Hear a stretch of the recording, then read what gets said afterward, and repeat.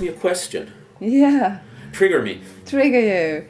Yeah, you have quite deep insights about how this the structure. I've been tracking it since 1990. I've been tracking it. This was a response to the question, ultimately, of all of these cover-ups with the WHO. Yes. Point to somebody pulling the strings behind the scenes. So you say they did this and they did that. They put this person here. They put that person there. The question is, who is they? Then you said, well, you know, we have to go right back to 1949 to the Russians and to the development of nuclear bombs and nuclear energy and the development of the Atomic Energy Commission out of the Atomic Bomb Casualty Commission, and that Rosalie Bertell was talking about that. So maybe you could go on from there. Right. Beyond that, first of all, with the Russians, or the Soviet Union, using this sort of handiwork to create electricity in a country that was starved for money and needed electrical power for reconstruction. You have the United States mocking them, and then finally, Eisenhower's speech was in 1954. So sometime in the early 1950s, somebody realized that if the United States could harness this nuclear power to generate electricity, they could sell it to the public as peaceful, and at the same time have reactors that would create the plutonium and the weapons grade material. It was as simple as that. But it started with the Atomic Bomb Casualty Commission, which developed into the Atomic Energy Commission, and later on became the Department of Energy. And as Rosalie Bertell constantly insisted, and it's true, of course, it's obvious, but most people don't know it, the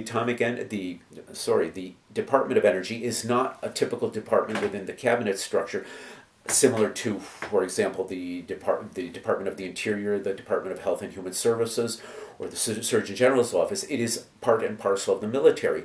They manage the whole nuclear arsenal, and they manage all the major military laboratories, which are the biggest military laboratories in the world. Perhaps China has something as big that can compete with it, but it's not likely, because Los Alamos, for example, Oak Ridge, Lawrence Livermore are colossal installations. Where are they? Los Alamos is in New Mexico. Lawrence Livermore works hand in glove with the University of California, which is one of the big scandals there, and then Oak Ridge is in Tennessee. Those are three of the big ones, but there have been others. There was Hanford in the state of Washington, which has been shrunk down to almost nothing. I don't know if it's even still there now, because there were major problems of contamination there. Rosalie Bertell worked on that also, and also Alice Stewart worked on that, and she was another one. She was brilliant, and she was at Cambridge, and they hounded her out of there because she spoke truth to power. But anyway, you have this institution within the United States that is regarded as benign and civilian, and therefore relatively neutral, subject to the power play in politics, but it is not at all associated with the military in the minds of most of the American public, yet it is an arm of the military, a major arm of the military with its own intelligence service, a major intelligence service. And they are the one managing all this. Now, at one point there was a conference at the UN dealing with explosive remnants of war, and there's an international convention that covers this, and this was a side event during the lunch break when they had brought in experts, including a lot of people from the International Red Cross, which has dealt with this in humanitarian law, who's supposed to be responsible for these and cleaning them up and whatever. I brought up the question of the use of depleted uranium and uranium munitions and the pollution that they cause, and the impossibility of cleaning up after that, and then of course the refusal of the United States, which at the time was the only country known to have used this, to even admit that there was anything wrong. Afterwards, the military attaché from the United States diplomatic mission came to me and told me to be quiet. And I asked him what he disagreed with, and he said, "What you're saying is wrong." I asked him what he thought was wrong, and he said, "It's all wrong." And I said, "I'm quoting public sources." And I said, "And I can give you the sources." I said, "I pieced it together, but it's all in the public domain." And he said, "It's all wrong, it's not true." And I said, "Well, I certainly hope so, because it's very disquieting."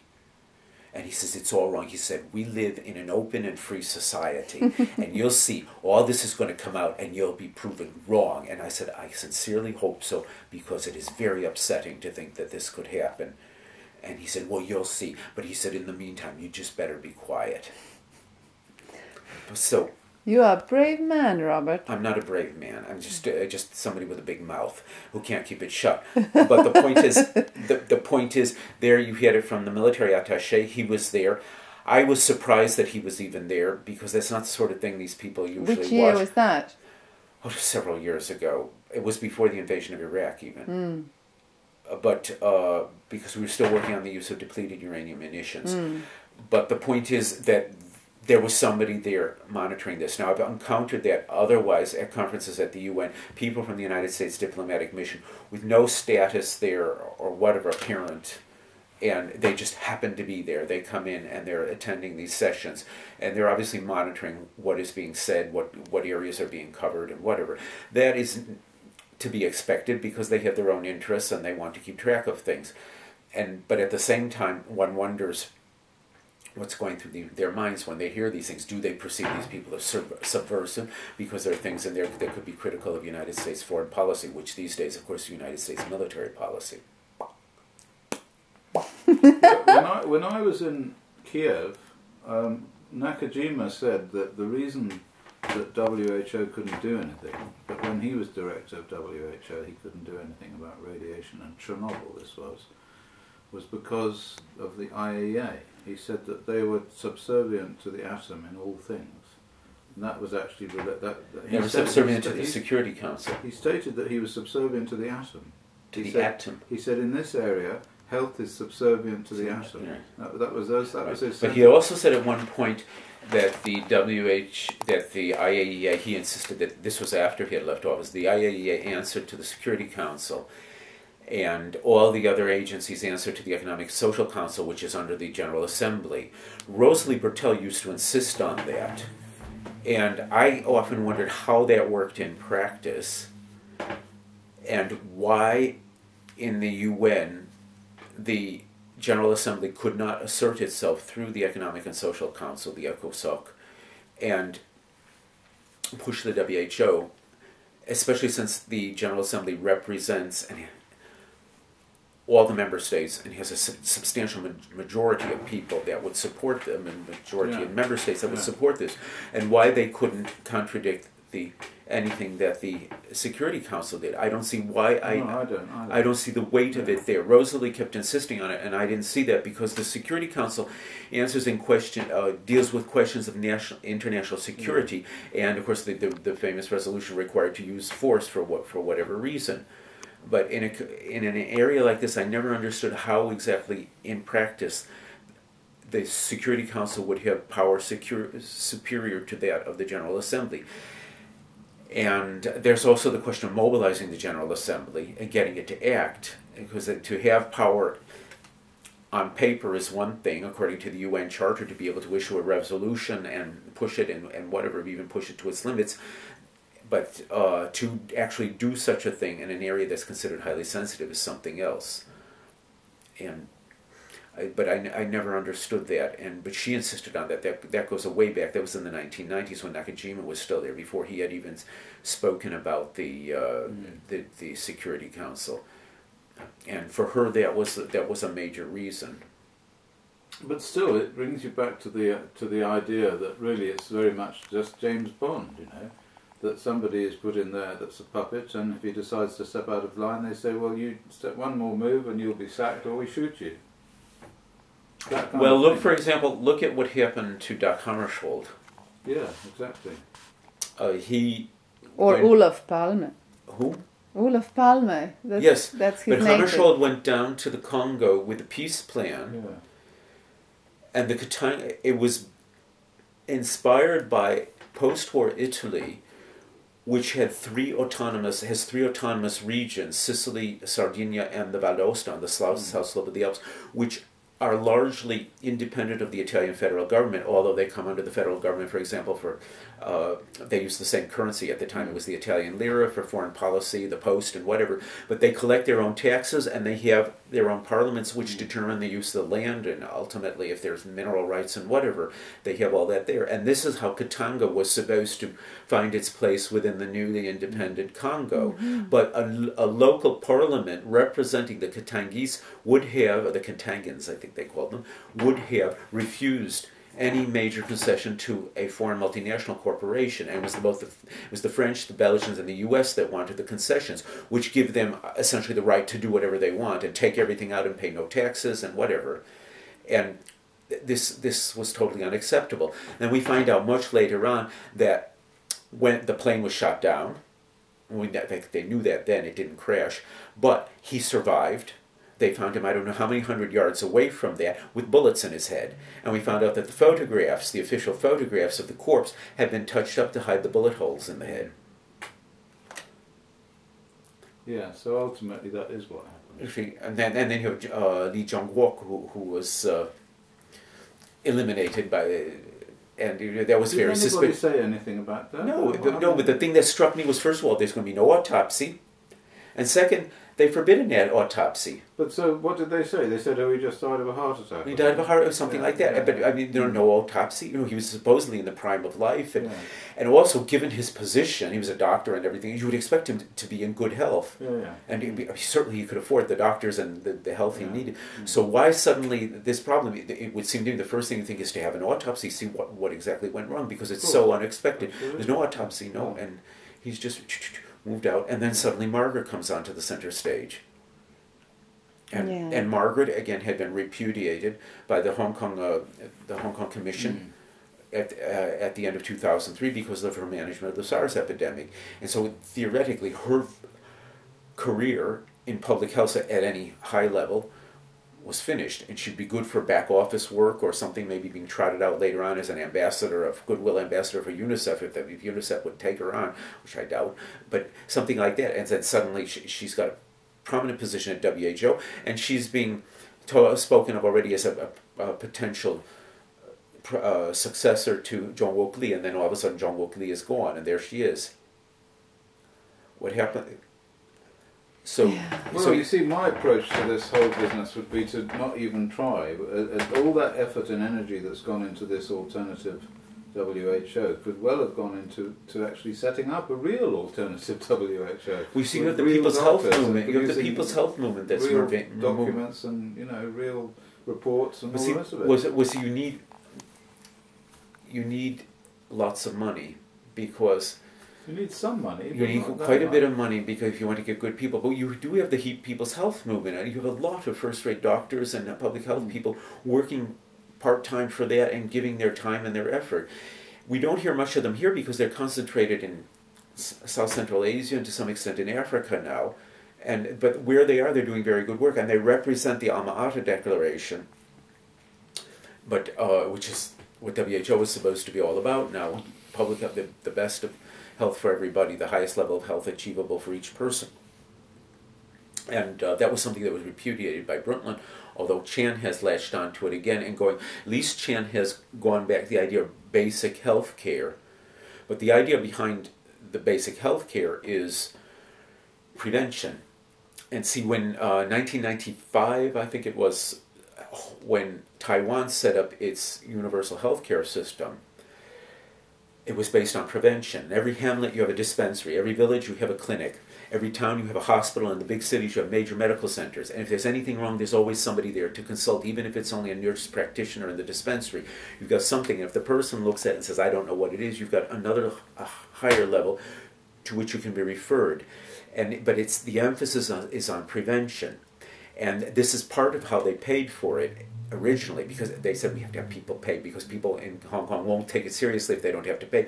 But the premiums were just ridiculously low, $2 a month or so, $2 Hong Kong dollars a month, I don't know, $5 a month, but it was ridiculously low. But a lot of it was paid for by diminishing amounts of health care administered because of prevention. Yeah, but then that loses all the money to the big pharmaceutical people. Yes, it does. Now they're at a turning point, a major turning point, because The prevention is resulting in longevity. And as people get older, inevitably they need more attention. That they're more fragile, and even if they're in good health, they still need more checkups. A person who's 80 years old is better off being seen at least once a year for a checkup than say, a person who's 35 or 40. So there's more demand on the system. And then the other thing is, as the country has grown rich, and it's a wealthy country now, like Australia or Canada, the major medical centers have become world class. So when you get referred to one of these centers for treatment, it's not just basic treatment you're getting. You get everything you would get in New York at Mount Sinai Hospital or New England Baptist Hospital in Boston or whatever. It's whatever, and this is of course much more expensive. So which brings us to the question of investment, as you said. The only argument, is for not having independent World Health Organization was that they have no money, yeah? For WHO. Yeah. For an independent WHO. The question is money, yes. So the question is, who runs the money system? Well, see, there's a major problem, because the WHO budget long ago stopped covering all its expenses, but for certain things they ran fundraisers among member states to raise money for special projects. And as I remember it, if I'm not mistaken, a lot of the smallpox eradication program did not come out of the general budget, but it was special funds contributed for a very special program, which in the end was remarkably successful. But if that was the first and the biggest, which may very well have been the case, then WHO became a victim of its own success, or the idea became a victim of its own success, because WHO kept recurring to outside sources for funding for specific projects. But that means that most of this money comes in with strings attached, whereas the general budget is X million every year that WHO can spend as it sees fit. We're going to put this much into this department, that much into that department. Who funds that? Well, that's the member states' assessments, which are they're similar to the United Nations member state assessments. They're based on gross domestic product and so on. But the point is, when you have special funds coming in for the WHO for special projects, first of all, if you want to get a project funded, you've got to get member states that will be interested in it. Now, if it's a question of pure public health, the chances of getting at least some member states are good. But if you go into what is seen as a specialized area, then it's a little bit harder. This is where Brundtland went off the deep end by pulling in money from the private sector, because the private sector can't justify getting involved unless this money is going to bring in an increase in dividends, because it's perceived as an investment. So they invested in this, and what did they get back? They get an increase in investment in dividends. Why? Because they get an increase in market share or new markets outright. You see? So what you have then is a program in the so-called win-win situation where WHO has its public health program funded, but at the same time a pharmaceutical company or a medical equipment company is getting a new market. In reality, what happens is the program is tailored specifically to create or to expand the market, and WHO and public health takes second place. You see, now they've reached the point where the general budget covers only 18% of their expenses. So you have 82% coming in from the outside, most of which has strings attached. Like the universities, in fact. Exactly like the universities. And this is why no independent research. That's why you have so little independent public health research. And there are all sorts of things that won't get touched. Now, I remember at one point they undertook a major study on electromagnetic radiation and the causes. And somewhere in the piles of junk that I have the press release we received. And there was a list of probable sources of electromagnetic radiation that affected people in their daily lives. And on there was computer screens. Shortly thereafter, the Bill and Melinda Gates Foundation made their first donation to WHO. I think it was $5 million for the polio eradication program. We received a new press release, and there was a new list of probable sources of electromagnetic radiations, and computer screens had been removed. Right, yeah. Okay. And the fellow who was there today, I think I have his name here. No, I don't. He has worked on electromagnetic radiation. I know. I have his name. Yeah. He's in the committee. I've got his name. I've got his. It's on his paperwork. But he has worked on electromagnetic radiation. Yeah. And he will tell you the dangers of it. Now, Brundtland ran into big trouble because one time when she was in Norway on a home visit, she was asked why she never used a cell phone, and she said, because the way they give me headaches. Right. And there was an outcry from the industry over that, and she had to retract that. And, however, in the state of Geneva, the canton of Geneva, it is forbidden to put the antennas for cell phones on the roofs of residential buildings because they're considered a health hazard. Mm.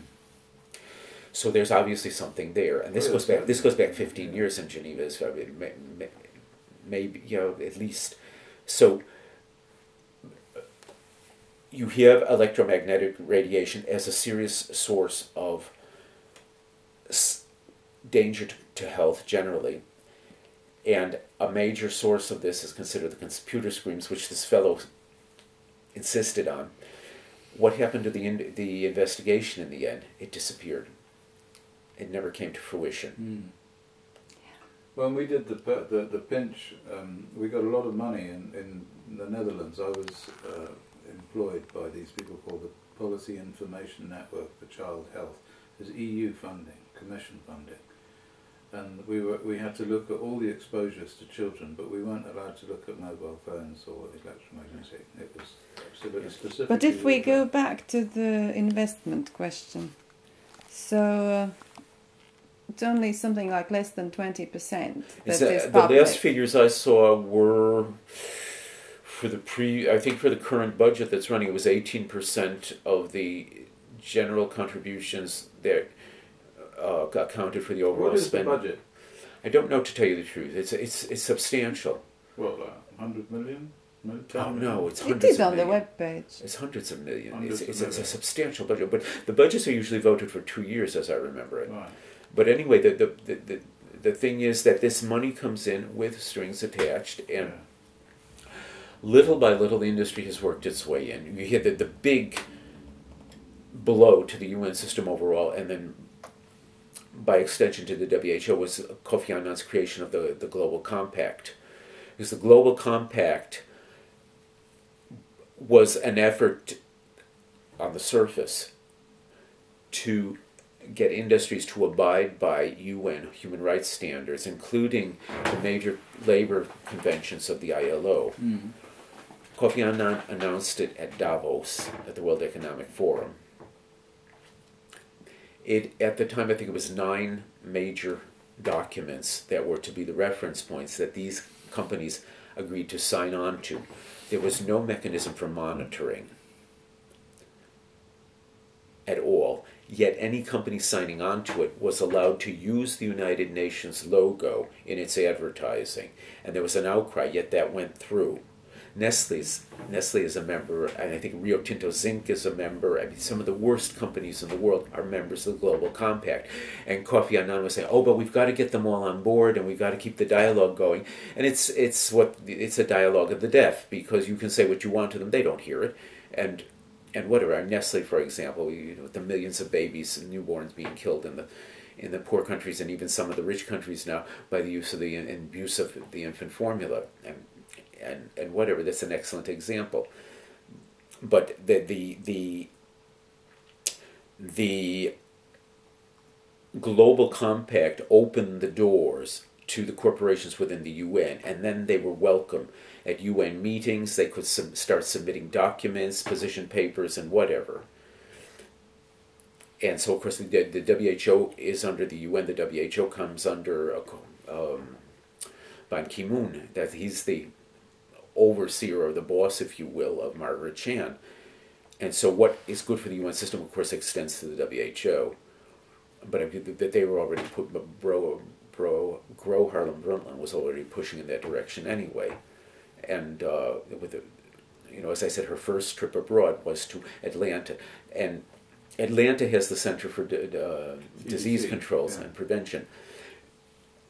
And when I heard she was going to Atlanta, that's what I assumed. And then it was a member of the WHO Staff Association who said, "Oh no, she's going to speak to the chief executive officer of Coca-Cola. And Coca-Cola under the Reagan administration, when the Reagan administration shook everything up and they were cutting the subsidies for the Department of Agriculture that subsidized the school lunches for the poor children, one of the things they said, the act that authorized this voted by Congress said that the meals had to be balanced, and so there had to be at least a vegetable. And to cut the funds, they were saying if they served relish with the meal, the relish would count as a vegetable. But even under that, Coca-Cola soft drinks were not allowed in the schools because they were completely non-nutritive. And I was teaching in Bristol, Connecticut at the time in a high school, and they had soft drink machines, and they were in a small separate room apart, which was locked until 15 minutes after the end of the school day, because they got federal subsidies for a certain number of poor children in the community towards their free lunches. And it was only 15 minutes after the end of the school day that one could go in there and buy soft drinks from these machines, including Coca-Cola, Pepsi-Cola, but that was for the students who stayed after school for extracurricular activities. But during the ordinary school day, there was no access to these. It was strictly forbidden. Of course. Because Coca-Cola was strictly it was a non-food. And yet Brundtland now is working for Pepsi-Cola. So is Derek Yak, who was the head of the tobacco. Which year are we talking this? She's there now. But when I was teaching schools in the 1980s in Bristol, but then again it was under the Reagan administration, but even under the Reagan administration, they couldn't allow Coca-Cola in the schools. So what is your overall sort of insight, how this monster could be deconstructed? This sort of, if we talk just sort of the only thing that can reconstruct it is that if people want to take back their governments and assert their own control. The problem is that when you have local control of government, it's very difficult, and the Swiss have experienced this, extremely difficult to run a military-industrial complex. And you see the whittling down of the Swiss military over the years, especially since the fall. The Soviet Union, when the Soviet Union was there, the military was held up as a necessity to defend the neutrality. And if they're neutral, why did they have to fear the Soviet Union or whatever? But anyway, that was the argument. But once the Soviet Union collapsed, they had no more goblin out there to fear.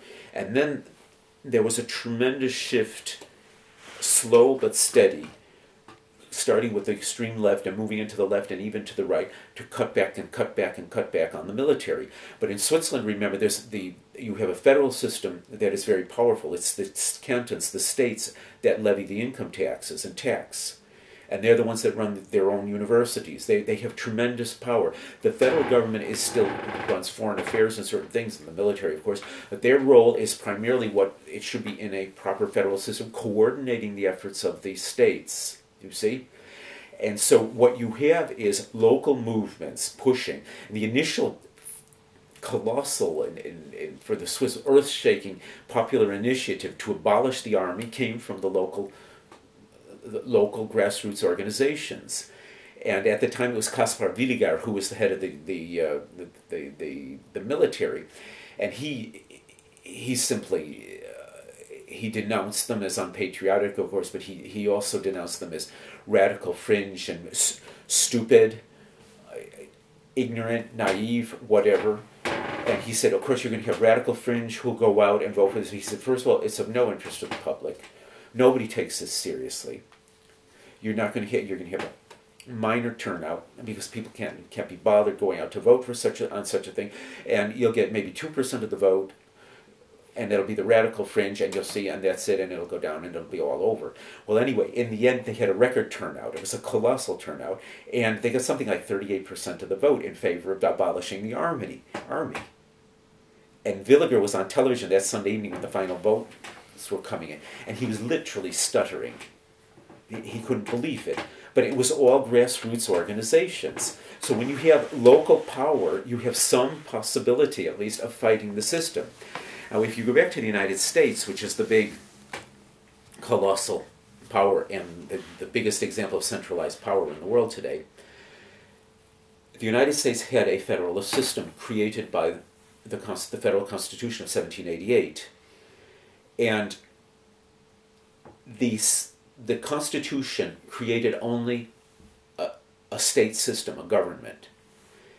And because you had 13 independent states still arguing with each other, very jealous of their independence, you have an effort to create a central government to coordinate things, because the Continental Congress that they had convened when they needed something that coordinated the Confederation, which was the alliance, was not sufficient. They needed a single currency, they needed to regulate foreign trade and whatever. So they created a system, and it was voted in on the stipulation that they had a Bill of Rights, because there was nothing about the citizens there. It was simply the structure of the government. However, the 10th Amendment that was adopted, of the 10 that were adopted all together right after the ratification of the Constitution, contains what is called the Supremacy Clause. And it says the states are supreme. Any power not given specifically to the federal government remains with the states. And the whole battle leading up to the War of Southern Secession, which broke out in 1861, was over, in part, states' rights, because the major industrial interests that were coming to the fore at the time wanted a strong central government to create a single, unified domestic market. And the Southerners and the Northerners that controlled the state legislatures and all this saw this in their interest, because they were geared to finance, trade, and banking and whatever. Southerners wanted states' rights. It was a very good example of the right thing for the wrong reason, because they were king of the hill at home. They ran the states, the great planters and whatever. But the thing was, they had power at home. And if, with time opening up the system, the power would have remained in the states, and other people could have participated in that, including the people they called the poor whites and ultimately the blacks. But the thing was, once the South seceded, Lincoln's administration, people don't talk about this, pushed through Congress all the legislation that destroyed the states' rights, destroyed the federal system as a federal system, concentrated power in Washington. Yeah. And then you get the system you have today. It started then in the 1860s, and it was already very strong. It was built then. The power is in Washington, and the states have no more real power. Did it get destroyed? 1860s. 1860s. And by the time the southern states were brought back into the Union, and their representatives, the whole system had been transformed. It was no longer a system as described by the Constitution. Instead, you have what they call today the unitary executive. Power is vested in the executive, not a single person to pull the strings and run the operation. Whereas the Constitution, if you want to divide it, try to do it numerically, would say 60% of the power should be with the Congress, maybe more, and then something with the executive and something with the judicial. And what you have now is 98%, 99% of it is in the executive. But this was the move of Lincoln. Lincoln was the great proto-fascist. He wanted everything at the top. Lincoln, like the fascists, claimed to speak for everybody. And Lincoln said there's no dissent allowed in England. People forget this if they ever knew it. Lincoln suspended the Constitution when the war broke out. Lincoln said, I am the boss. And the southern states, which legally succeeded through a democratic vote in the Democratic Assembly, Lincoln said, no, you are in rebellion against me. Yeah. And the Southerners, therefore, were labeled. The nickname they gave them was Johnny Rebel, Johnny Reb, and you still hear that. That Johnny Reb, if you know somebody from the South, is called a Johnny Reb, and that's where it comes. They were in rebellion against what? Legally, they seceded from the Union, and then Lincoln made a call up for troops, and nobody came. So what did he do? He launched a war to abolish slavery, but slavery was legal according to the Constitution. And so what did they do? The abolitionists bring before the Congress an amendment to amend the Constitution to abolish slavery, and Lincoln sabotages it. Because no, then you're going to upset the people in the states that haven't seceded yet. We can't abolish slavery, but we can go to war and slaughter 650,000 people and destroy the whole South in order to slave the slaves. Of course, that was not it at all. The reason for the war was to keep the cotton in the Union, because that was the mainstay of textile industry, which was the mainstay of industry.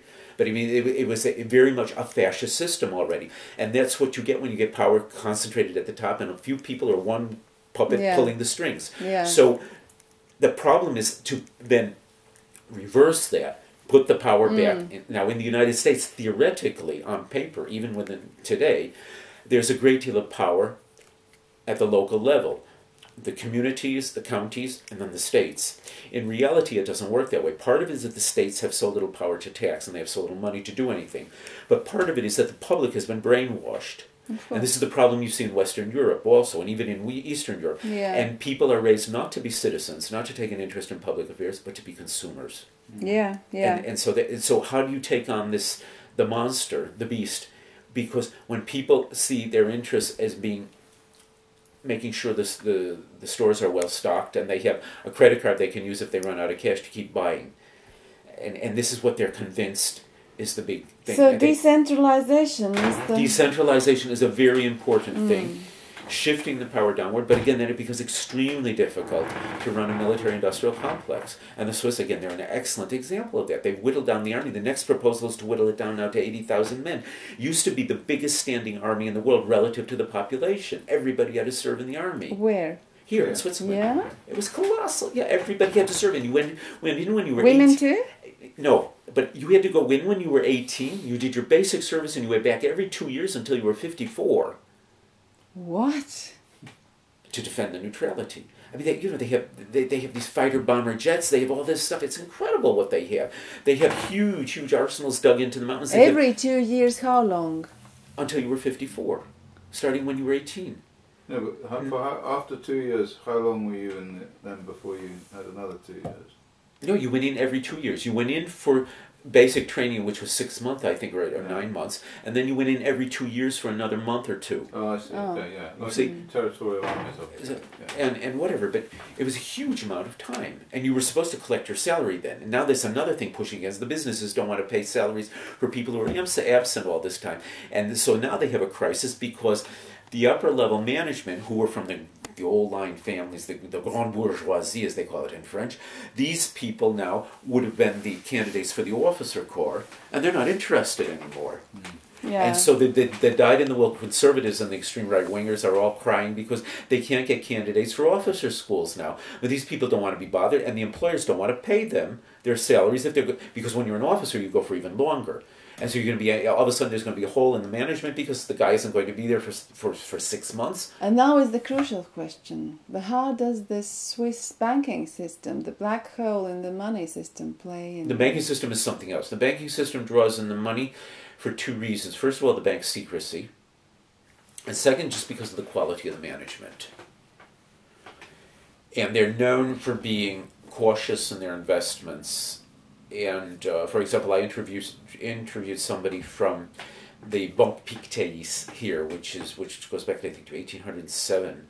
It's the biggest private bank in the world, and the portfolio manager said to me, we were talking about hedge funds and whatever. He said, "We steer clear of that. It's too risky. We can't." He said, "It's the sort of thing that even if you know what you're doing, you don't know what you're doing."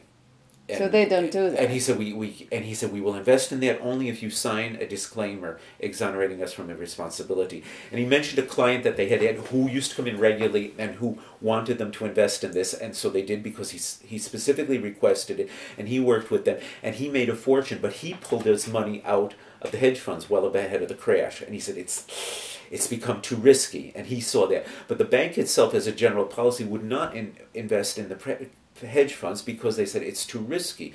And so you're getting maybe only 7, 8, 9% return on your investment as opposed to maybe 35% in a hedge fund. But when the bottom falls out of the market, you're still getting your 9%. You see? Whereas people in the United States who had 401k investment retirement plans invested in hedge funds lost everything. You see, and hundreds of thousands of dollars, and they're thinking, oh, we're going to retire early at the age of 60, and we'll have a fabulous income, and zip, it's all gone. Whereas at a bank like that, the private banks here in particular, it's... Now the problem for the United Bank of Switzerland, the UBS, which the federal government bailed out in the amount of 68 billion francs, was that they were playing the markets in London and New York. They were present in a big way in London and New York, and they were involved in all this, and they got stung badly. But you go to the private banks, and Pictet is a major bank. It's a huge bank.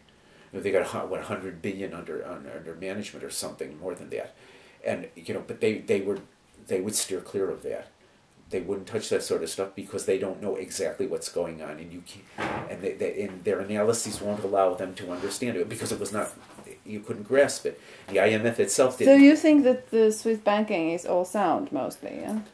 For the most part, it's all sound. Although you have foreign banks that have representations here, and who knows what they're doing. But generally, the old line, the Swiss banks themselves, the private banks here in Zurich and Basel and Bern and whatever, generally they're very sound because they're just so cautious, and that's it. And then the other thing, of course, is the bank secrecy. If you got money you want to hide, a colossal amount of income, and you don't want to pay taxes on it, you bring it here, and they'll help you arrange that to the extent possible. Now they're under pressure, and it's a lot less easy to do it now.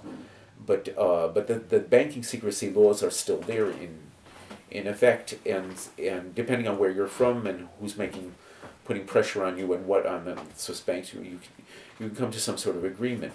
So there is this attraction there. There's a colossal amount of money here. I don't know what is $4.5 trillion, I think, in private money. It's the biggest concentration of private money in the world here, being managed by the banks. But again, part of it I is thought it was more than that. No. it's just the private money. And then Yeah. also pension funds and foundation money and whatever. But the point is that there's the quality of the management, which makes Switzerland attractive even when people can't keep the funds secret. Although Singapore now, I think, is giving them a run for their money. But much less so places like the Cayman Islands or Bermuda. And the other thing is the secrecy when it works, and to the extent it can still work for certain people.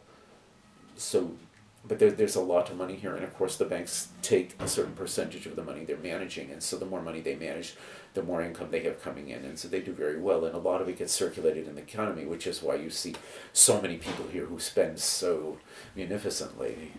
And I have been sort of also having this question about how Vatican is connected to Swiss banking system. The Is Vatican? there? Yeah.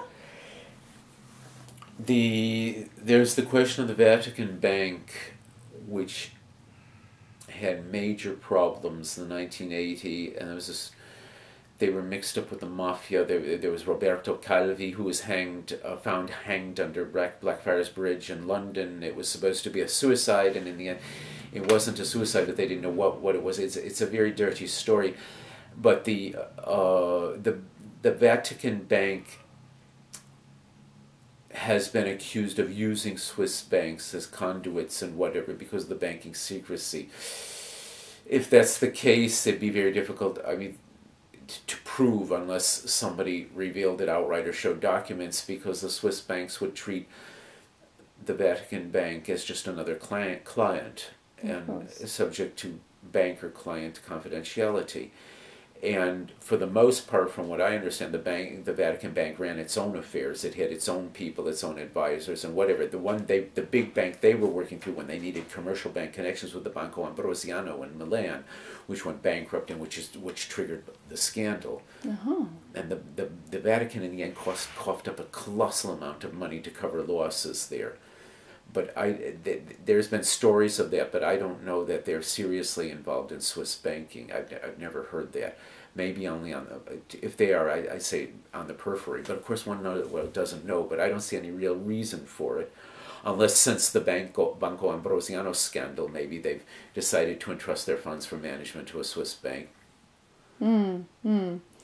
But Swiss banking, this is some phenomenon in the world. It's a world sort of black hole. Well, they became famous because of the bank secrecy laws, and the bank secrecy laws were voted in the 1930s because there was a socialist government in France that was taxing people. Oh God, how interesting. And people say, oh, they did it to protect the Jewish money. It protected the Jews in the end after Hitler came to power, but it was not voted to protect the Jews. It was voted initially to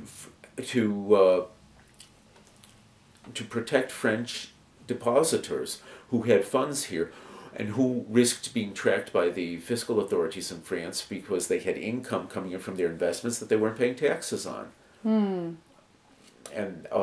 but Switzerland is very welcoming and accommodating to foreign money, to foreign investors. For example, if you have money in the bank here and you're a foreigner, and you die and you leave it to someone who doesn't live in Switzerland, there's no inheritance tax on it.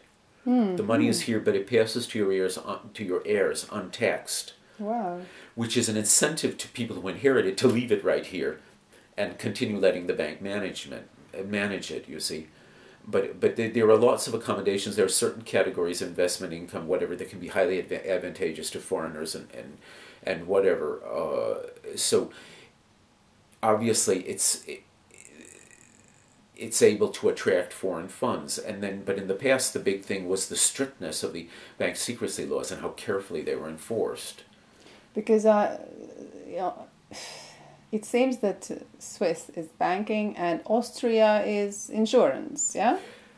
Switzerland is big in insurance, but Switzerland is also big in reinsurance, which is the insurance of colossal things, you know, like whole mining industries or Wow. Cruise ships and things like that, like Lloyd's in London. But three of the major areas: there's Germany, there's Switzerland, there's England for reinsurance. Austria also has good banking secrecy laws, and Austria has been one of the holdouts in the European Union. But Austria has been more supple, from what I recall, in dealing with the European Union, whereas Switzerland has put up a brick wall. The other country that's very well known for its banking secrecy and whatever, for being very accommodating, is Luxembourg within the European Union. And then otherwise you have countries that are outside, like Monaco, Andorra, San Marino, to varying degrees. And then, of course, the Channel Islands. The big offshore tax havens are connected to the Anglo-Saxons. So you have the Cayman Islands, Bermuda, Bahamas, and the Channel Islands, and then Singapore and Hong Kong. And they're all connected to London and New York. I see. And Switzerland, of course, is one big tax haven in a sense. But the Yes, Swiss have very good laws now. The problem is enforcing them, because the number of people they have in the federal government working on enforcement is woefully inadequate to the number of cases that are reported to them that they should look into. And that is one of the big criticisms of the left here. They say, we've got this legislation, what are you doing about it? Whereas the right is saying, look, we've got exemplary legislation on the books, and in many cases it's true, but it's not good if you don't enforce it. Yeah. You see, so they're very careful about enforcing it. But anyway, again, part of the big attraction is just the quality of the management. The other thing, of course, if you will, a major thing is the stableness of the Swiss franc. Because to the extent the Swiss franc has altered over the years since the Bretton Woods agreements broke up in 1971, it has gone up in value. I mean, in 1971, a dollar would have bought you 4 francs 15. Now it'll buy you 90-something centimes, not even a franc. You see, so if you bought Swiss francs then with your dollars, you'd have 4 francs 15 for every dollar, and you'd have if you still have those Swiss francs in the bank, and finally you decide in your retirement you have to cash them in, and you're still living in the United States, you're going to get an awful lot of dollars for those Swiss francs. Plus you get interest accruing. You see. Which brings us to the full circle with Bretton Woods. That was Bretton Woods. Yes, yeah, but that was the Bretton Woods Agreement, which fixed the exchange rates: 4 German marks to the dollar, 4 German marks to the dollar, and 5 French francs, 600 Italian lira, and so on. So anyway, that's broken up, but you see that the Swiss franc has altered relative to the other currencies in the sense that it's gone up. And that's hard on the Swiss, because Switzerland must export more than 50% of its GDP, because the domestic market is not sufficient. And it's a major industrial country still producing. And one of the big things they produce are machine tools. And they produce some of the best in the world. But their major market is Europe. And if the Swiss franc goes too high relative to the euro, which is what happened last summer, the Swiss franc was worth €1, the cost of their products is too high. So now they brought it down. The Swiss franc is worth 80 centimes or so. And So you have centimes? Yeah, centimes, cents, yes. So and you call them centimes? Centimes, they call them in French. In German, they're called Pfennig. Okay. No, Rappen, they're called. In German, they were called Pfennig in Germany. And in the Alemannic part of Switzerland, they're called Rappen, R-A-P-P-E-N. But they're 1/100ths of the monetary unit, 1/100ths of the franc. So they're whatever. And thank you so much for this interview, and we hope to have you as an expert in our... I'm not an expert. I'm knowledgeable in certain areas, but I'm not an expert. Be careful whom you apply the term expert to. Yeah, but you are very knowledgeable, really. But well, it tends to accumulate. Wonderful. Okay, I should go.